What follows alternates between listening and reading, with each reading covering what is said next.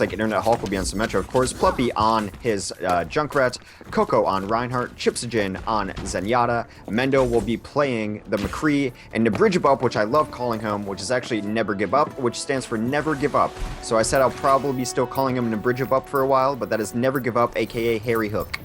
I think I'm still gonna call him the Bridgebup, so long as it's actually spelled Nebrigibup. It's cute. I mean, it's cute, that's what you get when your name is the Bridgebup. It just because if I start saying Never Give Up, people are gonna have to start doing translators like, does he mean Nebrigibup? Yeah. Right now, it's very clear. Taking a look at Lynx off the grapple, looking for the early pick, almost shoots Zenyatta in the leg. Came very, very close to it. Not able to kill him just yet. We see Lynx right now looking to get that early Widowmaker value. We've seen it happen a lot, but uh-oh, he has Pluppy right behind him. He's gonna have to back out, and in fact, he goes down to Mendo. Get away from Pluppy, run into Mendo. This sounds like Tavico side nonsense to me. I'm sure there's a video detailing just that kind of situation, but a couple good kills here come out from Flat Earth, and they're getting some nice progress on the cart. There's really no one in position on this high ground to stop them, even though the defensive teleporter is up. The next fight's going to be at this arch. Well, the interesting thing here about Flat Earth's composition is that they do have Mercy. Vonnefill has Resurrect, so even if they have a few people going a little bit ham and die, you know, say R-Tier gets taken out, like, oh no. But if Mercy is one of the people that dies, that's null and void. Vonnefill would probably love to hit the Resurrect button right now, but since he's also dead, that's not gonna happen. Lynx, though, able to take out Chipsogen. Yeah, very nice play on Lynx. The only problem here is that it's sort of a wasted pick in the sense that it's nice that he got it, but he's gonna be back through the teleporter any moment. Yeah, but the fact the teleporter's up. But the teleporter is not infinite; it eats charges. So does anyone you have to get through. It does eat charges, but I feel like it's more likely that thing's gonna die to someone getting the backline than truly running out of charges at this point. With IDDQD's defense, you know, they might be able to protect it long enough. More than you know, more often than we maybe give it credit for or notice, is that teleporter just absolutely runs out sometimes. Yeah, the teleporter will run out. It sort of depends on what's going on in the game. Frequently, I think all the teams have gotten a lot better at hunting it down. Yeah, definitely. At the very least, compared to before. I know we saw Tracers just hunting teleporters down like mad. It was no joke. When the Bridgebup is going to go down to Lynx, Mendo takes out Lynx in turn, so 5v5 right now. We'll take a look at R-Tier's. R-Tier comes in. Defensive Transcendence is out. Here comes the Deadeye. He's going to have to drop the Deadeye as Reinhardt comes in afterwards. Coco and Mendo getting 2 extra kills of their own. Make it 3 as Mendo takes a Vonnefill. No extra Resurrect going to be coming in here. And R-Tier in the back with Soundbearer is going to get taken out as well. So, again, IDDQD's defense looking very, very strong here on first point Dorado. Yeah, their defense is absolutely stifling, which is why I was so surprised to see the results of our last map in King's Row. Even though they won it, their defense was pushed off of first point, which is a rarity, but their defense looks to be in good form now. However, the offense has 3 ultimates to throw at it. They do. Here comes Flat Earth again, but Mendo gonna take out Bromass. That was a headshot to Bromass, just absolutely executing him. So now this is gonna be a 65 as Flat Earth tries to get in here. Going in 5v6, not the most ideal, but on the same note, you don't want to waste pushes just because one person died. It's a tough line to sort of balance. Yeah, Vonnefill needs to be playing pretty safe with his Mercy, but they do need to get in at some point. They have a nice initiation ultimate up with Dracaeus and his Earth Shatter. If he can hit a big one of those, that'd be huge. I think they're waiting for Lynx or Crew to get a pick, though. Yeah, Lynx right now looking for that pick, but it's difficult, especially with Symmetra Shields. That's the other thing, too, that, you know, is easy to overlook, but Symmetra Shields really help insulate you against Widow picks as well, especially for the characters at 150 HP, so one of the many things that they do. Meanwhile, we have a Tyre coming out from Pluppy. Tyre is bobbing and weaving, goes off, it's wall jumping effectively as it goes in, and picks up a kill on Bromass. Both teams getting their licks in here, but the important thing is that the payload is not moving too heavily. But as I say that, they are starting to get a little bit of value. Internet Hulk goes down the Crew. I don't believe a teleporter is up right now, so Flat Earth getting some of their best push in so far. Nice flashbang over the top, takes out, or at least is on the path to taking out Reinhardt. Reinhardt's gonna stay alive for now. Look at Mendo. Mendo coming in from the back, gets 2 kills, looking for the Deadeye. Wasn't able to land it, as both teams right now trading out kills. R-Tier with 2 kills so far. Lynx able to take out Pluppy. Here they go. Yeah, I think they're going to be able to cap this. The teleporter does come down, but it's on the other side of the wall. I don't know if they're going to be able to stall this out or if they're even going to try. Mendo's coming in to actually do just that right now. Take it out, though. Crew and Lynx with an extra 2 kills. Mendo was trying to stall it out. Wasn't able to happen quite the way they want. Even if they do get wiped out here, I do think Vonnefill is ready on that res.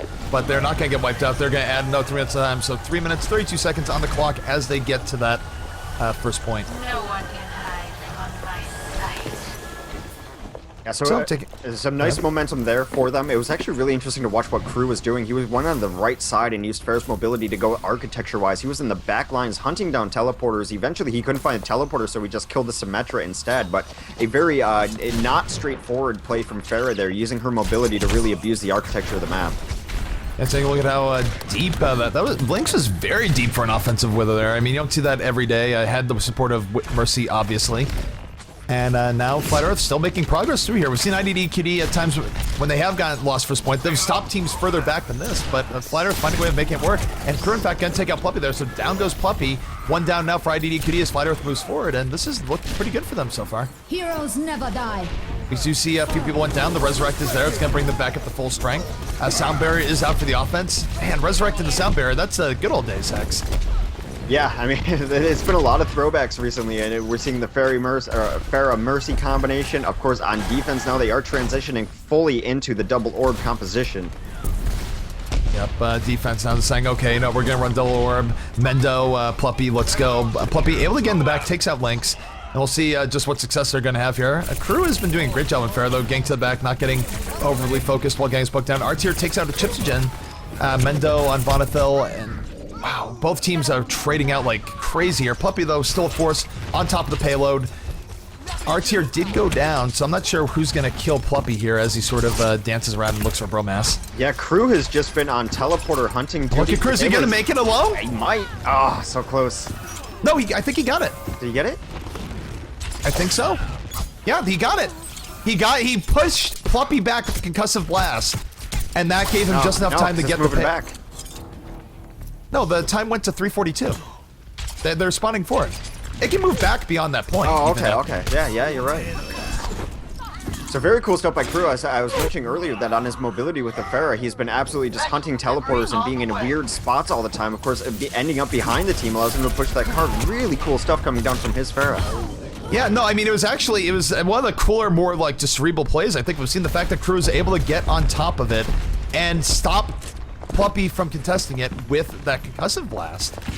I think in the future we're going to see Pharah's skill ceilings judged almost entirely on her ability to use her E effectively. The E, yeah, I mean, it's a combination. Are they going to hit direct hits? Are they using E well? But we do see a defensive Sound Barrier and Transcendence coming out. That's going to be the signal for Flat Earth to back up at least a little bit here. And ultimately, so they're in a good shape. I mean, they have Deadeye, they have Resurrection. Where's Sound Barrier? Sound Barrier is going to be up-tuned, so if Flat Earth is smart, they can really have a good turnabout here using their ultimates.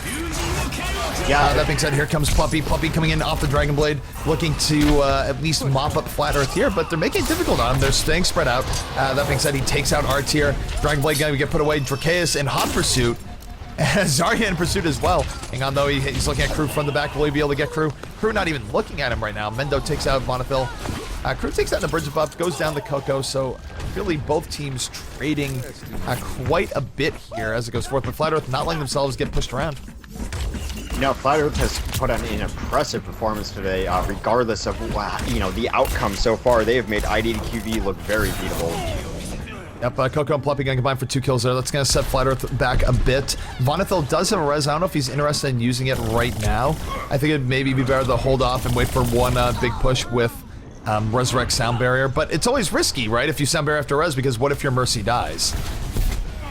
Yeah, I mean, keeping the Mercy alive is just crucially important now. It's mostly on the Mercy to do so herself because of her high mobility options and being able to recognize when your healing buddy is going to die. It's okay to leave someone behind in the situation when you're a combat medic like Mercy.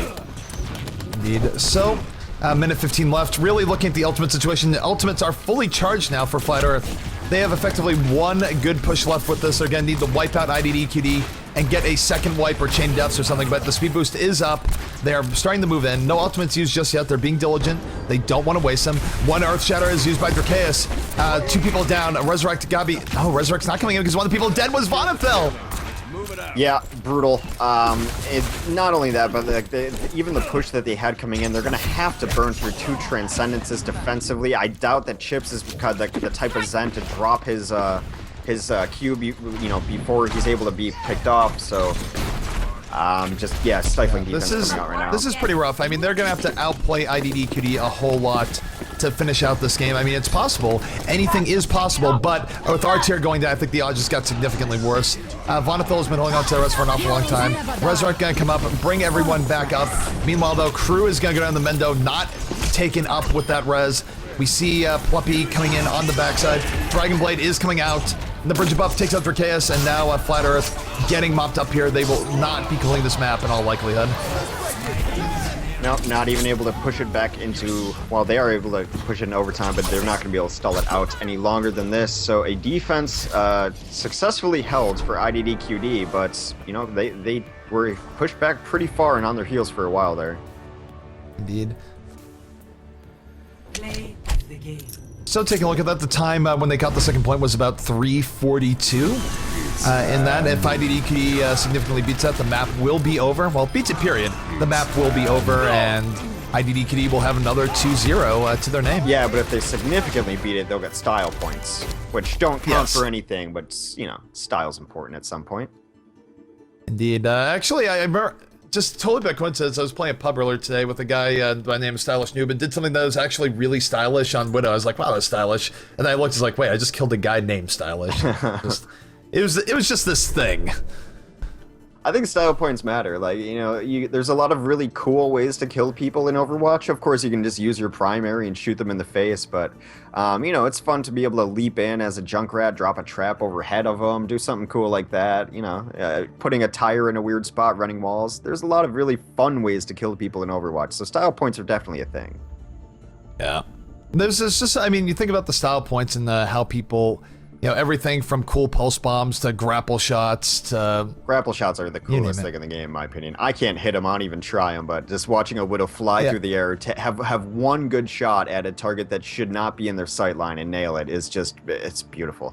The grapple shot that happened earlier is one where it's just sort of the Genji was chasing onto me from going to his left.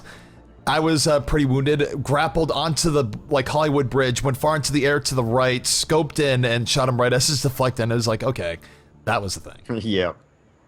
But yeah, I mean, those are the moments that they don't happen very often, but they do. It's pretty cool. I really hope Widow never gets changed to where, you know, she can't use that sort of grapple mobility because it's a cool part of her kit. Widow feels pretty fine right now. I don't see a lot of complaints on it. Of course, just the obvious, like, oh, it's a sniper, so we're going to complain about it kind of thing, which happens, and I understand people don't like dying to snipers, but her kit feels okay right now with the changes that they made, what, a couple months ago in a patch? So yeah, so her body shots got changed from being 85% damage to a 200 hero to 75%. So it went from, like, what was it? Something like 175 to 150. Right. And it also got changed so that her rifle used 3 bullets instead of 1 per every charge shot, which really makes sense if you think about it. I mean, she used to be able to shoot 30 times without reloading. That was a little bit Yeah, silly. no, I mean, that's something that I haven't adjusted to yet because I don't play a ton of Widow, but I'll be like, oh, I'm out of ammo. Oh, that's right. You can't just sit here forever and shoot forever now. So on defense, it looks like we're going to see a pretty, you know, standard but interesting flavor of composition. Crew will be on Lucio, Lynx will be on Junkrat, Bromos will play 76, hiding behind the shields provided by Dracaeus. Our tier will also be using those shields as McCree and Vonathil will make the whole thing go with Symmetra. Yep, take a look at the offense coming out from IDDQD, the vaunted IDDQD offense. We got Pluppy on the Genji Internet Hulk on Symmetra, the bridge up on the Lucio, Mendo on the Tracer, and 2 Zenyatas being headed up by Coco and Chipsogen respectively. So take a look here, both teams trading off poke. This is, of course, pretty standard fare than what we see now, where teams really hold in the courtyard. The courtyard is the hard place to take on this map, but it would be really great for IDDQD if they were able to get an early kill here before ultimates come down, before you have to deal with teleporters, tires, and all the rest. I feel like there's a sort of benefit to an offense to be able to get through this quickly, but Pluppy runs into that tire, is going to get taken out. Internet Hulk getting some kills of his own, a double kill on Symmetra on offense. You don't see that super often. In fact, good orbs coming out here. Symmetra, what is a Symmetra battle? It's just 2 people firing auto-aiming guns. Oh, do you know? It's like one of the more anti-hype 1v1s in the game, but we do see IDDQD making consistent progress. We're able to get through while Flat Earth has been getting kills and getting enough to really slow the progress so far. Link's coming out with a tire. Maybe the tire is the key, but no, the tire's going to get taken out. And as we see here, IDDQD making a great time as they get to the checkpoint significantly quicker than Flat Earth did. Yeah, and you mentioned why they want to get in and fight very early. Is to get in and deny that room, unnest the Symmetra, don't let a teleporter get up, because once the defense is set up, which takes about a minute at least, then it's really hard to crack through. Take a look at Pluppy here. Pluppy is holding on Dragon Blade for now. They're not going to use it at the moment. And in fact, looking at the offensive ults in general, not only do we have a teleport coming up, we have Pulse Bomb, we have 2 Transcenses, and the Dragon Blade. So IDDQD right now in a great situation to keep momentum going. But oh, Mendo just getting shot in the head by Mendo. By Lynx rather. Lynx not having any of that. Mendo did not shoot himself. I was just waiting for you to clarify that. But Pluppy now coming in with the Dragon Blade. Potentially still holding on to it. Mendo with 2 kills of his own. Getting back in the fight quickly using the teleporter. Earth Shatter is used. Here comes Dragon Blade for Pluppy. Pluppy getting in there is going to take out Reinhardt. Looking to get a double kill with the Symmetra. Swing wildly. Symmetra actually able to be a bit evasive. Down goes Vonethil. And now IDDQD making great time in a very good position to win this map outright. Yeah, Pluppy's still going to work now. Takes down Lynx in the top corner. He's finding the teleporter. Takes on the teleporter as well. Yeah, and we saw a double kill coming up from Interhalk. Look at this here. On that, they're actually just saying GG already. Well, they capped that point much faster. Chris said GG just a little bit before the cap.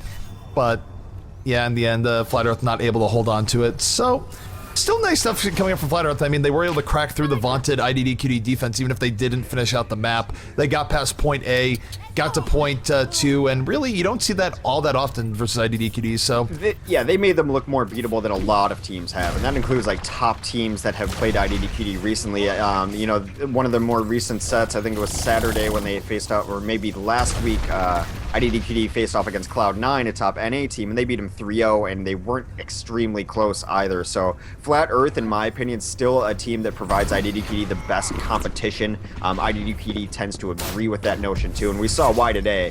IDDQD looks absolutely different versus other teams than they do versus Flat Earth. Most other teams don't take first points against IDDQD, and Flat Earth played really well today. Yeah, no, they had a lot of good stuff coming out, and, you know, again, they're sort of in that sort of discussion for what is the next best team in Europe after IDDQD. I think it's a pool. There's G2, there's Flat Earth, there's Reunited. But Flat Earth adding to their case right now. Yeah, G2's been better lately. Reunited's been better lately. If I had to say my opinion, I would say that Flat Earth is definitely the second best team in Europe right now. And then even just going by the numbers, I think Ghost of Gamers has them at 4 overall, which puts them as the second best team in Europe.